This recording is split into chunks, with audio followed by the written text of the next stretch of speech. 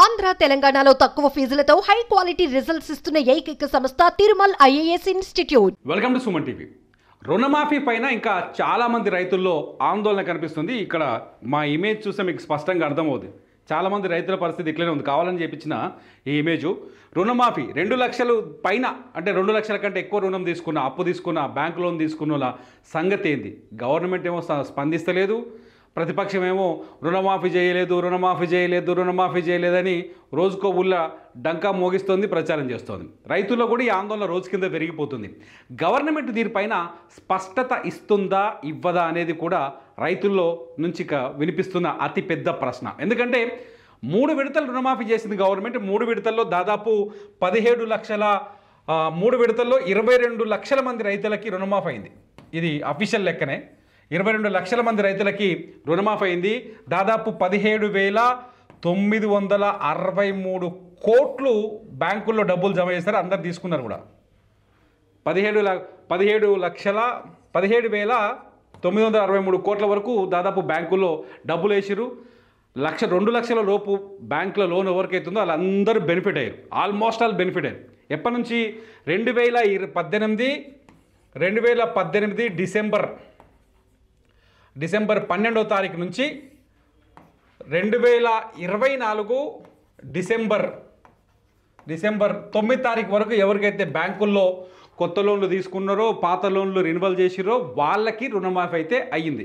ఏదైతే గవర్నమెంట్ చెప్పిందో ఈ 5 సంవత్సరాల నడుమ కరెక్ట్గా ఎవరైతే బ్యాంకులో పాత లోన్ ఉన్నప్పటికీ 2018 ముందు కేసీఆర్ గవర్నమెంట్లో లోన్ తీసుకొని 2018 డిసెంబర్ 12 తర్వాత రెన్యువల్ చేసిన వాళ్ళకి కూడా రుణమాఫీ ఇచ్చారు. ఎన్పిఏ అయిన అకౌంట్లకు మాత్రం రుణమాఫీ ఇవ్వమని చెప్పేసింది గవర్నమెంట్. అప్పుడే చాలా స్పష్టంగా చెప్పేసింది. ఇందులో దాదాపు 22 లక్షల మంది రైతులు బెనిఫిట్ అయ్యారు. అయితే 2 లక్షలు దాటిన తర్వాత రైతుల పరిస్థితి కొంచెం అగమ్య గోచరంగానే ఉంది. 2 లక్షలు అనుకోండి, 2 లక్షలు ₹1 అనుకోండి రుణమాఫీ. వీళ్ళకి రుణమాఫీ కాలేదు.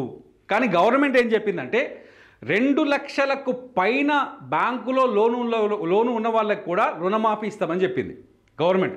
ఉదాహరణకి 2,20,000 ఉందనుకోండి బ్యాంకులో, 2,20,000 బ్యాంక్ లోన్ ఉందనుకోండి. వీళ్ళకి ఏం చేస్తామని చెప్పింది గవర్నమెంట్ అంటే ఈ 20,000 రూపాయలు మీరు కట్టుకోరు. ఫస్ట్ ఈ 20,000 రూపాయలు మీరు కట్టుకుంటే ఈ 2 లక్షల రూపాయలు మేము మాఫీ చేస్తామని చెప్పింది.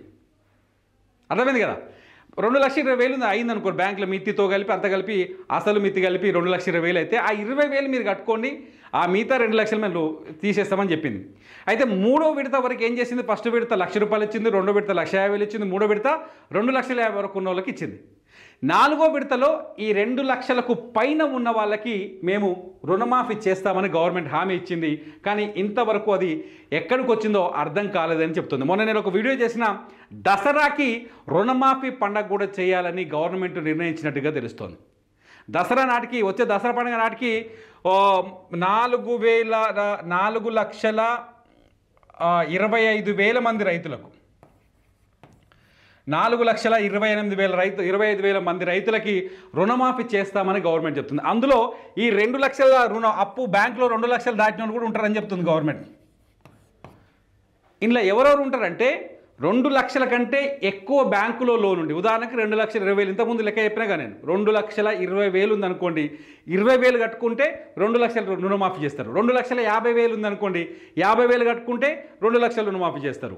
2,40,000 ఉందనుకోండి, ఆ 40,000 మీదంగా ఉన్న 40,000 కట్టుకుంటే 2 లక్షలకు రుణమాఫీ ఇస్తారు. వాళ్ళతో పాటు ఇంకెవరు ఉంటారంటే ఇలా బ్యాంక్ అకౌంట్లలో డీటెయిల్స్ సరిగా లేని వారు, బ్యాంక్ అకౌంట్లో డీటెయిల్స్ వివరాలు సరిగ్గా లేని వాళ్ళు. రెండోది వచ్చేసి ఫ్యామిలీ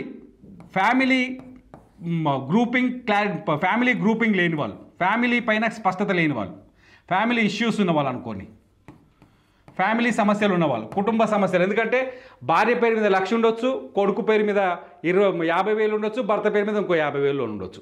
వీళ్ళంతా ఒకటే ఫ్యామిలీ. అంటే రేషన్ కార్డుని ఒక యూనిట్ కింద తీసుకున్నారు కదా, రేషన్ కార్డుని ఒక యూనిట్ కింద తీసుకున్నారు కాబట్టి ఒక రేషన్ కార్డుకి 2 లక్షలే ఇస్తారు రుణమాఫీ. ఒక రేషన్ కార్డుకి 2 లక్షలు ఇచ్చినప్పుడు ఏం జరుగుతుంది? ఆ రేషన్ కార్డులో నలుగురు ఉన్నారు అనుకోండి, నలుగురు పేరు మీద భూమి ఉందనుకోండి, అది ఆ అప్పు 2 లక్షలు మించిపోయింది అనుకోండి, అది ఆగిపోయి ఉంటుంది. సో ఆ ఫ్యామిలీ గ్రూపింగ్ కూడా చేయాల్సిన అవసరం ఉంది. కాబట్టి ఫ్యామిలీ గ్రూపింగ్ వ్యవహారం నడుస్తున్నట్టు తెలుస్తుంది.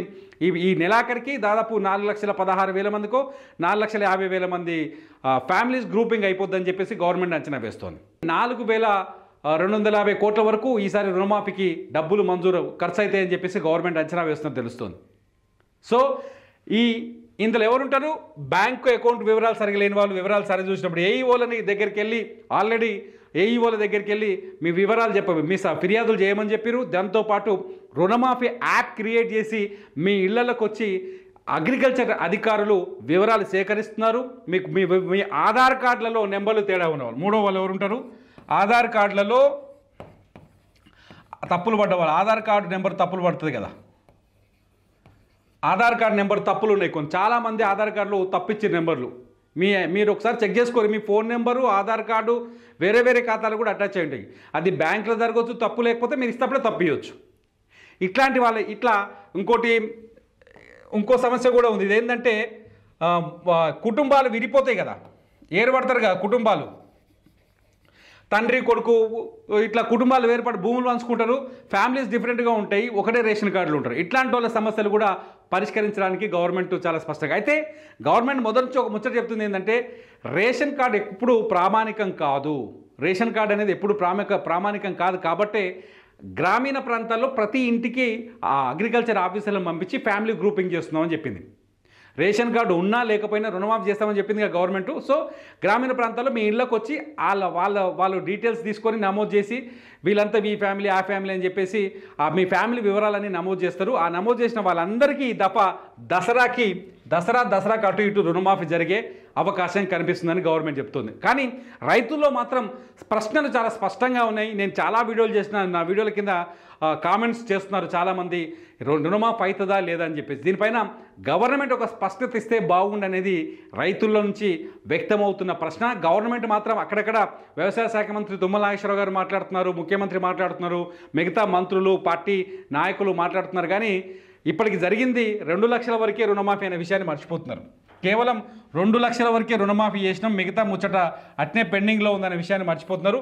2 లక్షలు దాటి అప్పున్న వాళ్ళు బ్యాంకుల్లో రుణమాఫీ అవుతుందా కాదా అనే టెన్షన్లో ఉన్నారు. ఈ టెన్షన్కి మరి దసరాకి ముఖ్యమంత్రి రేవంత్ రెడ్డి సొల్యూషన్ ఇస్తాడా టెన్షన్కి లేదా అన్నది ఇప్పుడు ఆసక్తికరంగా మారుతోంది. రుణమాఫీ జరగని వాళ్ళు చాలామంది కామెంట్ చేస్తున్నారు. దీనిపైన గవర్నమెంట్ ఎలాంటి నిర్ణయం తీసుకుంటే వేగంగా ఈ రుణమాఫీ ప్రక్రియ పూర్తవుతుందని మీరు అనుకుంటున్నారో కామెంట్ చేయండి. మీ కామెంట్స్ పైన నేను మరో వీడియో చేయడానికి ట్రై చేస్తా. చూస్తూనే ఉండండి సుమన్ టీవీ.